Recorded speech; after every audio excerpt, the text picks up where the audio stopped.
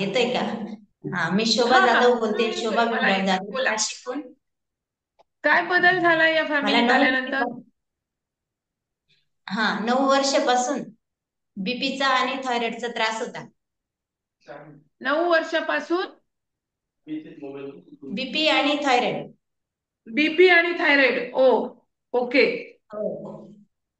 तर हे 2 महिन्यापासून मी वर्कआउट करते ना, जॉईन झाली ना, तर हा, माझी थायरॉइडची गोळी पण बंद झाली. वाव.